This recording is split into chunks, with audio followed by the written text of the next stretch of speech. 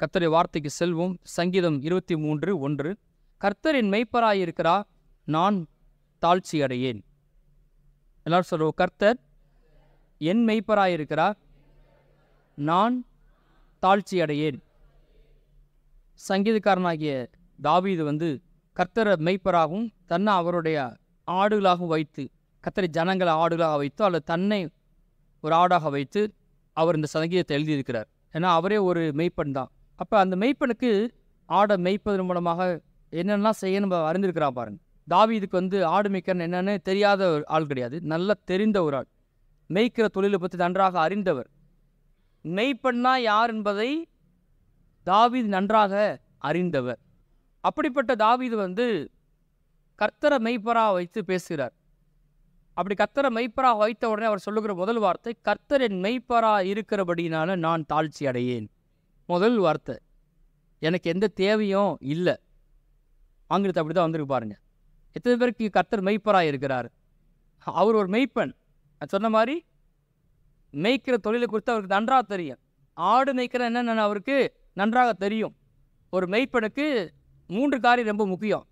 தன் ஆடுகளை போஷிக்கிறான், அந்த ஆடுகளை வழி நடத்துகிறான், அந்த ஆடுகளை பாதுகாக்கிறான்.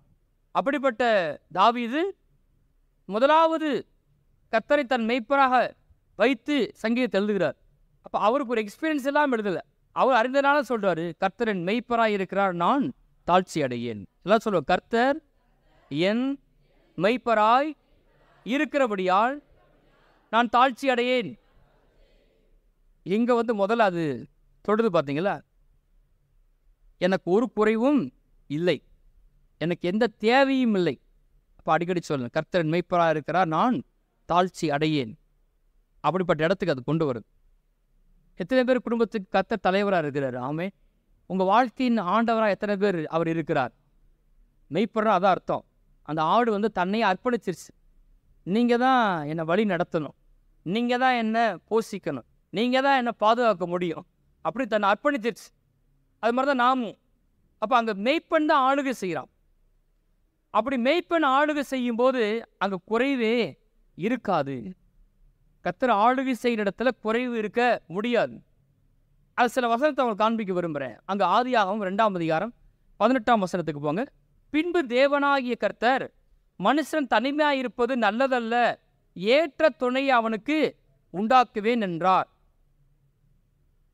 நம்ம தேவன் வார்த்தையின் தேவன்.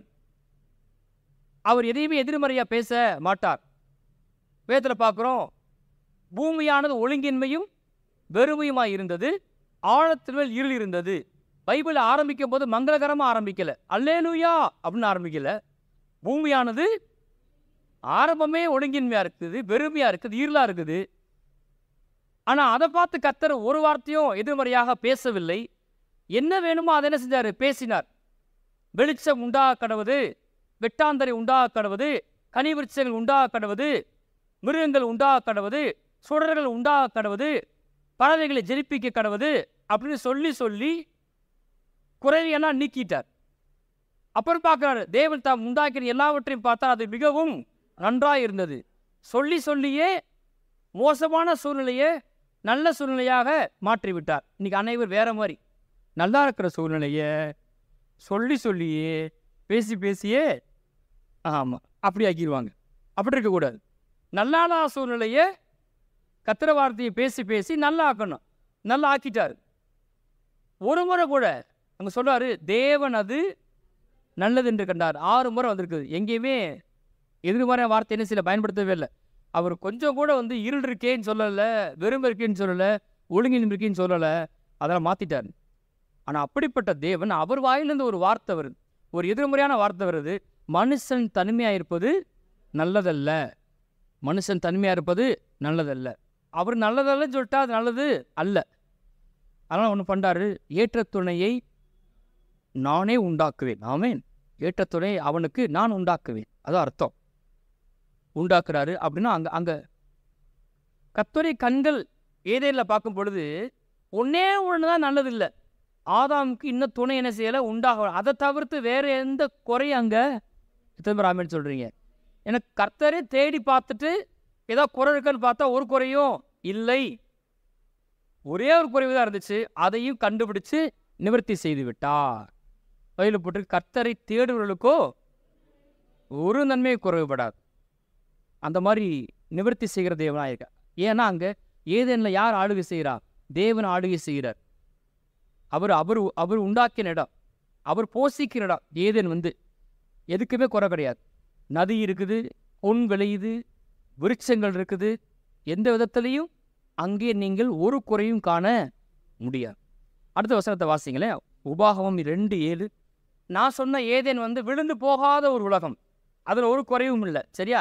இப்போ நான் காண்பிக்க போகிறது விழுந்து போன உலகத்தில், அதுவும் எங்கன்னா வனாந்தரத்தில். அங்கே வாசிப்போம்.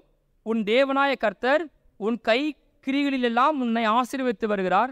இந்த பெரிய வனாந்தர வழியாய் நீ நடந்து வருகிறதை அறிவார். இந்த 40 வருஷமும் உன் தேவனாய கர்த்தர் உன்னோடு இருந்தார், உனக்கு ஒன்றும் குறைபடவில்லை என்று சொல் என்றார். ஆச்சரியமா இருக்குது. அது விடுவிக்கு முன்பான ஒரு உலகம் ஏதேன். அங்கே ஒரு குறைவு என்றது ஏற்றுக்கொள்கிறோம். இங்கே பார்த்தா விழுந்து போன உலகம், அதுலேயும் எங்கே? வனாந்தரத்தில். ஆனால் வனாந்தரத்தில் யார் இருக்கா? உன் தேவனாய கர்த்தரோடு கூட வருகிறபடினால உனக்கு ஒன்றும் குறைபடவில்லை என்று சொல். எத்தனை வருஷம்? எத்தனை வருஷம்? நீங்கள் எத்தனை வருஷம் வாழணும் உத்தேசம் இருக்கு உங்களுக்கு? 80, 90, 120 போட்டிருக்கீங்க இல்லையா? உங்கள் வாழ்நாள் எல்லாம் உங்களுக்கு குறைவு இருக்காது இயேசு நாமத்தினால். 40 வருஷம் நடத்துகிறாருங்க. 40 வருஷமும் ஒரு குறைவும் இல்லை. மனசில் பதிக்க முடியுதா இதை? எத்தனை பேர் ஆமீன் சொல்கிறீங்க?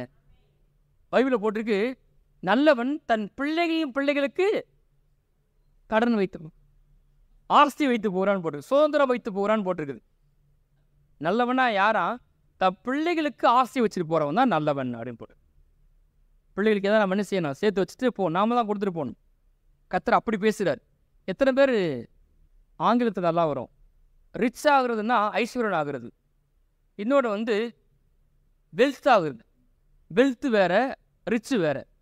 ரிச் ஆகுறதுன்னா பணக்காரன் ஆகுறதா உங்கள்கிட்ட ஏதோ கொஞ்சம் பணம் இருக்குதுன்னு அர்த்தம். ஆனால் வெல்த்து எப்போவுமே அந்த ரிச் என்ன செய்யுது? மெயின்டைன் ஆகுது, சஸ்டெயின் ஆகுது, அது மாறவே மாறாது. அந்த மாதிரி வெல்த்தியஸ்ட் பர்சனாக கர்த்தர் உங்களை மாற்ற விரும்புகிறார். ஆமென். ஏதோ கொஞ்சம் பணம் இருக்குது, ஐஸ்வர்யம் ஆக்கிட்டாரு. இல்லை இல்லை இல்லை, உங்கள் வாழ்க்கை தன்னுடைய வெல்த்தை கொடுக்க விரும்புகிறார். அது சந்ததியாய் சந்தான பரம்பரையாய் தொடர வேண்டும் என்று கர்த்தர் விரும்புகிறார். ஆஸ்தியின் மேல் ஆஸ்தி, ஆசீர்வாதத்தின் மேல் ஆசீர்வாதம். எத்தனை பேர் ஆமீன் சொல்கிறீங்க?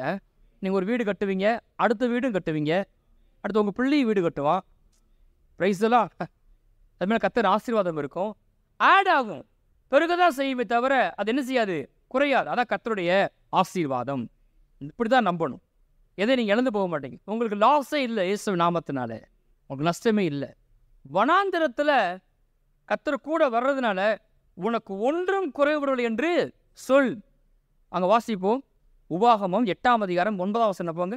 அது தாழ்ச்சி இல்லாமல் அப்பம் புசிக்கத்தக்கதும் ஒன்றும் உனக்கு குறைவிடாதமான தேசம். போதும். இது எதை பற்றி போட்டிருக்கு? கானானை பற்றி போட்டிருக்கு. நான் உங்களுக்கு சில பிளேஸை காட்டுறேன். ஏதேனை காண்பிச்சேன், அதுக்கப்புறம் வனாந்தரத்தை காண்பிச்சேன், இப்போ கானானை காண்பிக்கிறேன். தேவன் எங்கே ஆளுகை செஞ்சு தேவன் ஒன்றை கொடுக்கும் பொழுது, அந்த இடத்துல அவர் இருக்கும் பொழுது அங்கே போட்டிருக்கு, அது தாழ்ச்சி இல்லாமல் அப்பம் புசிக்கத்தக்கதும் ஒன்றும் உனக்கு குறைபடாதமான தேசம். என்ன சொல்ல? தாழ்ச்சி இல்லாமல் அப்பம் புசிக்கத்தக்கதும் ஒன்றும் எனக்கு குறைபடாததுமான ஜீவியம். அதான் கிறிஸ்துவ ஜீவியம். ஏன் தெரியுமா? கர்த்தர் உங்கள் மெய்ப்பராக இருக்கிறார். கர்த்தரின் மெய்ப்பராக இருக்கிறபடினால நான் தாழ்ச்சி இல்லாமல் அப்பம் புசிப்பேன். அந்த ஆட்டுக்குட்டி ஆடுகள் மாதிரி எனக்கு ஒன்றுமே என்ன செய்யாது? குறைபடாது. புல்லுள்ள இடங்களில் மேய்த்து அமர்ந்த தண்ணியில் கொண்டு போய் என்னை விடுகிறாரு. தம்முடைய நாமத்து நிமித்தம் என்ன ஆத்துமாவை தேற்றி நீதியின் பாதை நடத்துகிறாரு. மரண இருளும் பள்ளத்தாக்கில் நடந்தாலும் பொல்லாப்புக்கு நான் பயப்படேன். உமது கோல் உமது தடியும் என்னை தேற்றும். என் சத்துருக்கு முன்பாக நீர் எனக்கு ஒரு பந்தி ஆயத்தப்படுத்தி என் தலை என்னையால் அபிஷேகம் பண்ணி என் பாத்திரம் நிரம்பி வழிகிறது. என் ஜீவனுள்ள நாட்கள் எல்லாம் நன்மை கிருபையை மாத்திரமே நிச்சயமாகவே என்னை தொடரும். ஒரே ஒரு காரணம், கர்த்தரின் மெய்ப்பர். சொல்ல, கர்த்தரின் மெய்ப்பராய் இருக்கிறபடியா அதனால நான் தாழ்ச்சி அடையேன். எனக்கு ஒரு குறைவும் இல்லை, எனக்கு எந்த தேவையும் இல்லை. நெகேமியா 9:21 வாசிங்க. வனாந்தரத்தில் நடத்திட்டு வந்ததை பற்றி தான் போட்டிருக்கு. அவர்களுக்கு அறிவை உணர்த்த உம்முடைய நல்ல ஆவியை கட்டளையிட்டீர். அவர்கள் வாய்க்கு உம்முடைய மன்னாவை அருளி அவர்கள் தாகத்துக்கு தண்ணீரை கொடுத்தீர். வாய்க்கு என்னவா? மன்னா. தாகத்துக்கு தண்ணீர். தொடர்ந்து வாசிப்போம். இப்படி 40 வருஷமாக வனாந்தரத்தில் அவர்களுக்கு ஒன்றும் குறைபடாதபடிக்கு அவர்களை பராமரித்து வந்தீர். அவர்கள் வஸ்திரங்கள் பழமையாய் போகவும் இல்லை, அவர்கள் கால்கள் வீங்கவும் இல்லை. ஆச்சரியமா இருக்கு. ஒரு பிரசங்கர் சொல்றாரு, அவங்க வளர வளர அவங்க ஷூ என்ன செஞ்சா? இப்படி வாய்க்கு மன்னா, தாகத்துக்கு தண்ணீர். இப்படி 40 வருஷமாக வனாந்தரத்தில் அவர்களுக்கு ஒன்றும் குறைபடாதபடிக்கு அவர்களை பராமரித்து வந்தீர். ஒரு மெய்ப்பன். சிலருக்குலாம் வாழ்க்கையை சூழ்நிலை பார்க்கும்போது ஆமன் கூட சொல்ல முடியல. நீங்கள் வசனத்துக்கு என்ன செய்யணும்? வரணும். கர்த்தர் பராமரிச்சாருன்னா எப்படி பராமரிக்கிறாரு? இப்படி இந்த மாதிரி தான். இப்படி 40 வருஷமாக வனாந்தரத்தில் ஒன்றும் குறைபடாதபடிக்கு பராமரித்து வந்தி. யோபு 5:24 வாசிங்க. உம்முடைய கூடாரம் சமாதானத்தோடு இருக்க காண்பீர், உம்முடைய வாசஸ்தலத்தை விசாரிக்கும் போது குறைவை காண மாட்டீர். இந்த வீட்டை விசாரிச்சா அப்படின்னா ஒரு குறைவும் இல்லை. ஏன்னா அந்த வீட்டுக்கு கர்த்தர் மெய்ப்பராக இருக்கார். இந்த சபைக்கு கர்த்தர் மெய்ப்பராக இருக்கிறார். இருக்கிறத பேசிகிட்டு இருக்கக்கூடாது. கர்த்தர் வார்த்தையை பேசி இல்லாதவர்கள் இருக்கிறத போல அழைக்கணும். இருக்கிற காண்கிற காரியத்தை துரத்தும். இயேசு நாமத்தினால எதையும் துரத்திட முடியும். பெரிய கடனையும் துரத்திடலாம். குறைவை, தரித்திரத்தை, கடன் என்ன செஞ்சிடலாம்? துரத்திடலாம். கடன் இல்லாத வாழ்க்கையை வாழ முடியும். அப்படியே நம்ம புதிய ஏற்பாட்டில் ஒரு வசனத்தை வாசிப்போம். யோவான் 6:10 வாசிங்க. யோவான் 6:10. இயேசு ஜனங்களை உட்கார வையுங்கள் என்றார். அந்த இடம் மிகுந்த புல்லுலவாக இருந்தது. பந்தியிருந்த புருஷர்கள் ஏறக்குறைய 5000 பேராக இருந்தார்கள்.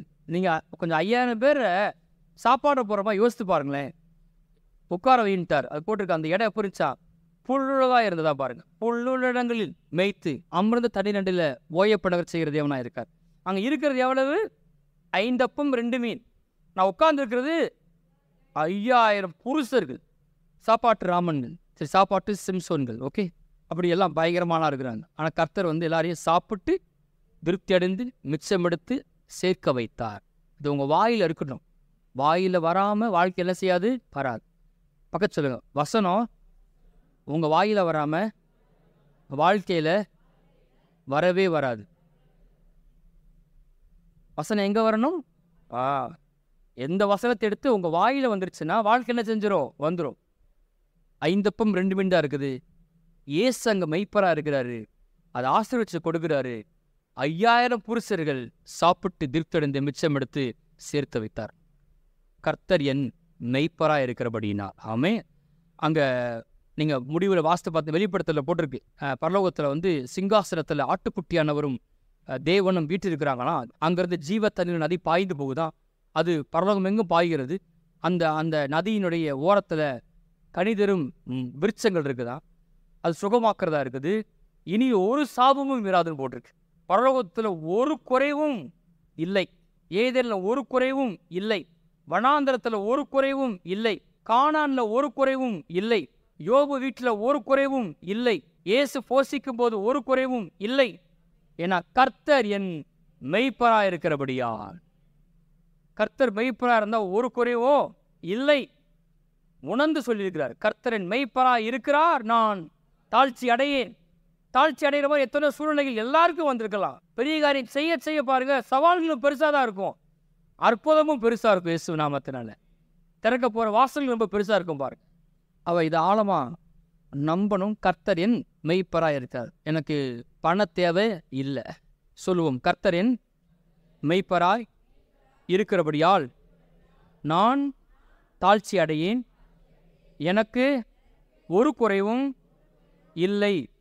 எனக்கு எந்த தேவையும் இல்லை. நான் தரித்திரத்தை வெறுக்கிறேன். நான் ஏழையாய் இருப்பதில்லை. இந்த மெய்ப்பர் நல்ல மெய்ப்பர் தான். அவர் ஜீவன் உண்டாகவும் அந்த ஜீவன் பரிபூரணப்பட வந்தார். ஆனால் இந்த ஆடு நான் ரொம்ப ஏழையான ஆடு,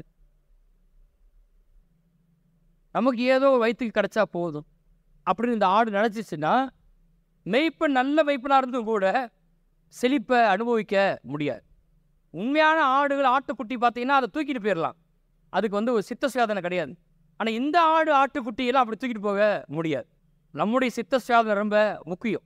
நீங்கள் கர்த்தர் வார்த்தையிலிருந்து ஆசீர்வாதத்தையும் அவர் தருளுகிற நன்மைகளையும் ஐஸ்வர்யத்தையும் செழிப்பையும் போதிக்கிற சபை இருந்து கொண்டு கூட நீங்கள் அதை விரும்பாத ஒரு ஆளாக இருக்க முடியும். நீங்கள் உள்ளுக்குள்ளே அப்படி ஆளாக இருக்க முடியும். ரொம்ப கவனம். சிலருக்கு அதை பேசினாலே கோபம் வந்துடும். நாம் யாருக்காக பேசுகிறோம்?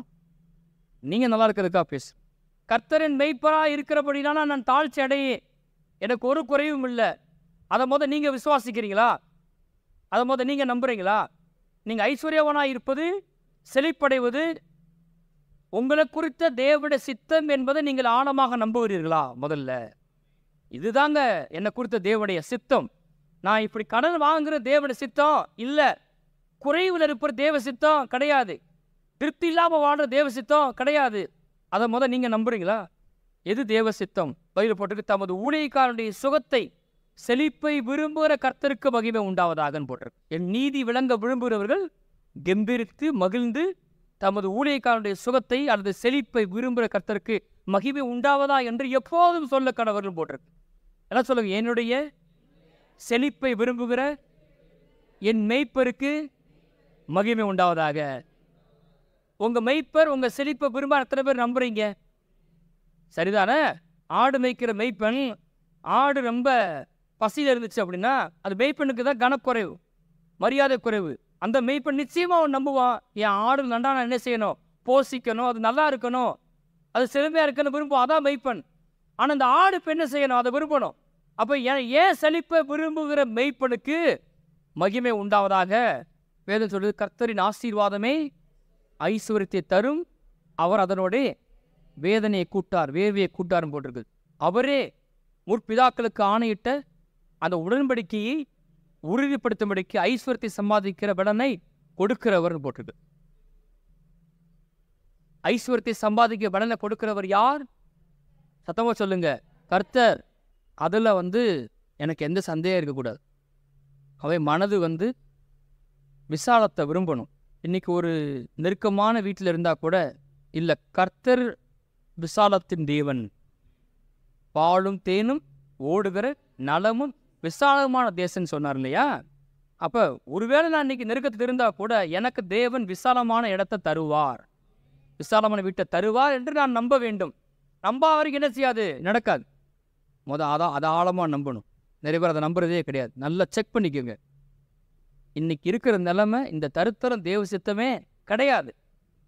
நான் தருத்தரத்தை வெறுக்கிறேன், கடன் வாங்குறத வெறுக்கிறேன். என்ன சொல்லுங்க? நான் ஏழையாயிருப்பதை, கடன் வாங்குவதை, தரித்திரத்தை வெறுக்கிறேன். நான் அதை வெறுக்கிறேன். சில மனதை அரவணைக்குது. ஏதாவது தேவைன்னா யார்கிட்ட? நம்ம அப்படிப்பட்ட பிள்ளை தானே வந்திருக்கிறோம். அது சகலகலா வல்லவர்கள். யார்கிட்ட எப்படி கடன் வாங்குறது ரொம்ப வல்லவர்கள். ஐடியா டக்குன்னு வந்துருப்பாருங்க. ஆனால் ரட்சிக்கப்பட்டப்போ அதை என்ன நினைச்சு மாறிச்சு. என் தேவையை சந்திக்கிற ஒரு தெய்வன் இருக்கிறா, என் வேலையில் உயர்வு கொடுக்க அவரால் முடியும், எனக்கு புதிய வேலை வாங்கி தர அவரால் முடியும், என் சம்பளத்தை உயர்த்த அவரால் கூடும், அற்புதமாக என் தேவையை சந்திப்பார். நான் விதைச்சோட அறுவடை என் வாழ்க்கையில் அந்த நேரத்தை கரெக்டாக கொண்டு வர வல்ல தேவனாக இருக்கிறார். கடன் வெளியே வரணுமா? நீங்கள் எடுக்கிற முதல் தீர்மானம் இனிமேல் கடன் வாங்க போவது இல்லை. அப்போ இடத்த நின்னா மட்டும் தான் வெளியே வர முடியும். அது எப்பேற்பட்ட சூழ்நிலையாக தான் சரி, இனி நான் கடன் வாங்க மாட்டேன். நீங்கள் நின்னீங்கன்னா உங்களுக்கு வானம் திறக்கும். நாம் எடுக்கிற தீர்மானம். பணம் வருமா? கண்டிப்பாக வரும். வாசிப்போம். யோபு 36:11 வாசிக்க. அவர்கள் அடங்கி அவரை சேவித்தால் தங்கள் நாட்களை நன்மையாகவும் தங்கள் வருஷங்களை செல்வ வாழ்வாகவும் போக்குவார்கள். எத்தனை பேர் கர்த்தரை அடங்கி அவரை சேவிக்கிறீர்கள்? கர்த்தரை தேடுறீங்களா? கர்த்தரை சேவிக்கிறீங்களா? அப்படினாலே வேதம் சொல்லுது. அப்படி இப்படிலாம் சொல்ல வேண்டிய அவசியம் கிடையாது. தெளிவாக சொல்லப்பட்டிருக்கிறது. கண்டிப்பாக உங்கள் நாட்கள் நன்மை நாட்களாக இருக்கும். தங்கள் நாட்களை நன்மையாகவும் தங்கள் வருஷங்களை செல்வ வாழ்வாகவும் போக்குவார்கள். ப்ராஸ்பரஸாக இருக்கும். இந்த இயர் செல்வத்தின் வருஷமாக இருக்கும். ஆமென். தங்கள் வருஷங்களை செல்வ வாழ்வாகவும் போக்குவார்கள், கடனில் கழிப்பார்கள் அப்படின்னு போடல. ஏழ்மைத்தனத்தை கடந்து போவார்கள் போடல, எப்படி போட்டிருக்கு? செல்வ வாழ்வாகவும் வாழ்வார்கள். என்ன செஞ்சா? ஒரே ஒரு விஷயம், அடங்கி அவரை சேவித்தால். உண்மையா கர்த்தரை தேடினாலே போதும். என்ன வரும்? செல்வம் வரும், நன்மை வரும். நீ அவரோட பழகி சமாதானமாயிரும், அதனாலே உனக்கு நன்மை வரும். வாலிபர்கள் சின்சியராக நீங்கள் வாலிப வயசில் உங்கள் சிஸ்டரை நினைப்பீர்கள் என்றால், அவரை தேடுவீர்கள் என்றால், அவருக்காக நேரத்தை செலவழிப்பீர்கள் என்றால், சரியான நேரத்தை உங்களுக்கு வேலை கிடைக்கும். யோபு 22:21 வாசிங்க. நீர் அவரோட பழகி சமாதானமாயிரும், அதனால் உமக்கு நன்மை வரும். சில பேர் அவர் மேலே கோபமாக இருப்பாங்க, அப்படி இல்லை, அவரோடு சமாதானமாயிரும். நம்ம வாழ்க்கை பிரச்சனைக்கு அவராக காரணம் நினைக்கக்கூடாது. சரி, அப்படி நினைக்கிறாங்க. ரெண்டு செய்யணும், அவரோட பழகணும், சமாதானமாக இருக்கும் பொழுது அதனால் உனக்கு என்ன வரும்? நன்மை வரும். சிங்கக்குட்டிகள் தாழ்ச்சி அடைந்து பட்டினியாக இருக்கும், கர்த்தரை தேடுவர்களுக்கோ ஒரு நன்மை குறைவு. அப்போ சிங்கக்குட்டி தாழ்ச்சி அடையும், ஆனால் ஆட்டுக்குட்டி தாழ்ச்சி அடையாது. ரைஸ்தலார் ஆமே. சிங்கக்குட்டிகள் தாழ்ச்சி அடைந்து பட்டினியாக கிடக்கும், ஆனால் இயேசோட ஆட்டுக்குட்டி என்ன செய்யாது? தாழ்ச்சியாக இருக்காது, ஒரு நன்மையும் குறையப்படாது. இப்போ இந்த இந்த இந்த ஐஸ்வர்யம் தானாக என்ன செய்யறதில்ல, படிக்கிறது கிடையாது. சில பேர் நினைக்கிறாங்க கடவுள் தான் சிலரை ஐஸ்வர்யவானாகவும் சிலரை ஏழையாக வச்சிருக்காருன்னு சொல்லிடுறாங்க. நீதிமொழி 22:2 நினைக்கிறேன், அதில் போட்டிருக்கேன். ஐஸ்வர்யவானும் தரித்திரம் சந்திப்பாக்கலாம், அவருக்கு எல்லாரும் உண்டாக்கிறது யாரு? கர்த்தரும் போட்டிருக்கு. ஒன்று நினைச்சிட்டாங்க, ஓ இவங்கெல்லாம் கர்த்தர் ஐஸ்வர்யவான் எழுதிட்டாரு, இவங்கெல்லாம் தரித்திரம் எழுதிட்டாரு நினைக்கிறாங்க. இல்லை, அப்படி கிடையாது. யாரையும் இவங்க ஏழையாக தான் இருக்கணும், இவங்க ஐஸ்வர்யா இருக்கணும், அவர் கர்த்தர் என்ன செய்யறது எழுதுறது கிடையாது. பைபிளில் போட்டிருக்கு, இதோ ஆசீர்வாதத்தையும் சாபத்தையும், நன்மையும் தீமையும், மரணத்தையும் ஜீவனையும் மரணத்தையும் உனக்கு முன்பாக வைத்தே, நீயும் உன் சந்ததியை பிழைத்திருக்கும்படிக்கு நீ ஜீவனை தெரிந்து கொள். இந்த விழுந்து போன உலகத்தில் ரெண்டுமே இருக்குது. அவர் சிலுவையில் சம்பாதித்த ஆசீர்வாதங்களும் இருக்குது, ஆதாம் பாவத்தால் உண்டான சாபமும் இருக்குது.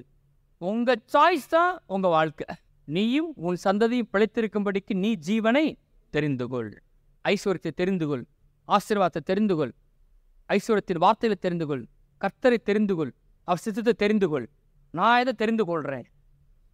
இது லாட்டுச்சீட்டு மாதிரி கிடையாது. இந்த கிறிஸ்தவ வாழ்க்கை வேதம் உலக பிரகாரமாக ஷார்ட்கட் மெத்தடில் சம்பாதிக்கிறது என்ன செய்யுது? வெறுக்குது. அதையே வேதம் என்ன செய்யலை, போதிக்கவே இல்லை. அந்த ஆளே மாறணும், அதை தான் விரும்புது. அப்போ இவங்க தான் ஐஸ்வர்யவானாக இருக்கணும், இவங்க ஏழையாக தான் இருக்கணும்னு சொல்லி கர்த்தர் என்ன செய்ய நிர்மாணிப்பது இல்லை. நீ ஜீவனை தெரிந்து கொள். எந்த இடத்துல இருந்தாலும் சரி, என்ன வேலை பார்த்தாலும் சரி, உங்கள் எல்லாரையும் குறித்து கர்த்தருடைய சித்தம். நீங்கள் எப்போதும் எல்லாவற்றிலும் சம்பூரணமாக இருக்கணும். நீங்கள் நற்கிரிகளில் பெருக வேண்டும். நீங்கள் ராஜ்யத்துக்கு கணேசனை கொடுக்கணும். நீங்கள் கடன் வாங்க கூடாது. நீங்கள் எல்லாரும் கோடீஸ்வரனாக தேவனுடைய சித்தமானு கேட்டால் எனக்கு தெரியாது. வேதம் அப்படி என்ன செய்யலை, வாக்கு பண்ணல. அது உங்கள் விசுவாசம். ஆனால் ஒன்று உறுதி, நீங்கள் எப்பொழுது எல்லாவற்றிலும் சம்பூர்ணமாக இருப்பீங்க. நீங்கள் உங்களை எதை செய்யும்படி தேவன் அழைச்சாலும் அதை உங்களால் செய்ய முடியும். உங்களுக்கு எந்த குறைவும் இருக்காது. நீ கடன் வாங்குற நிலை வராது. நீங்கள் சாப்பிட்டு திருப்தி அடைந்து மிச்சப்படுத்தி சேர்த்து வைப்பீங்க. அதைத்தான் வேதம் செழிப்புன்னு சொல்லுது. செழிப்புனா எப்பொழுதும் எல்லாவற்றிலும் சம்பூரணம். சில வேளையில் உங்களால் நீங்கள் இன்றைக்கி நிலைமையில் சாப்பிட்டு திருப்தி அடைந்து மிச்சம் எடுத்துட்டீங்க, இந்த மாதம் நிறைய மிச்சம் இருக்குது, ஆமேன். அதை எடுத்து என்ன செய்கிறீங்க? நற்கிரியில் கொடுக்குறீங்க, ஆலயம் கட்ட விதைக்கிறீங்க. நான் சொல்கிறேன், நீங்கள் ஐஸ்வர்யவான், ஆமேன். இந்த உலகத்தான் நினைச்சாதீங்க, பார்க்காதீங்க. அது ஒரு மாயையான வாழ்க்கையை காண்பிக்கிறான். அதுக்கு எக்ஸ்பென்சிவ் ரொம்ப அதிகம். நாளைக்கு அது முடிவு ரொம்ப மோசமாக இருக்க போகுது. நாம் ஐஸ்வர்யம் ஆகிறதுக்கும் அவங்க ஐஸ்வர்யம் இருப்பதுக்கும் பெரிய வித்தியாசம் இருக்குது. வேதனை இல்லாத ஐஸ்வர்யத்தை கர்த்தர் தருகிறதா இருக்கிறார். நாம் சொல்கிற இந்த ஐஸ்வர்யத்தில் சமாதானமும் ஒரு நிறைவு இருக்கிறது. நான் எதை செய்ய வேண்டும் என்று தேவன் என்னை அழைத்தாரோ அதை நான் செய்து முடிப்பேன். சொல்லுவோம், கர்த்தரின் மெய்ப்பராய் இருக்கிறபடியால் நான் தாழ்ச்சி அடையேன், எனக்கு ஒரு குறைவும் இல்லை, எனக்கு எந்த தேவையும் இல்லை, நான் தரித்திரத்தை வெறுக்கிறேன், நான் ஏழையாய் இருப்பதில்லை.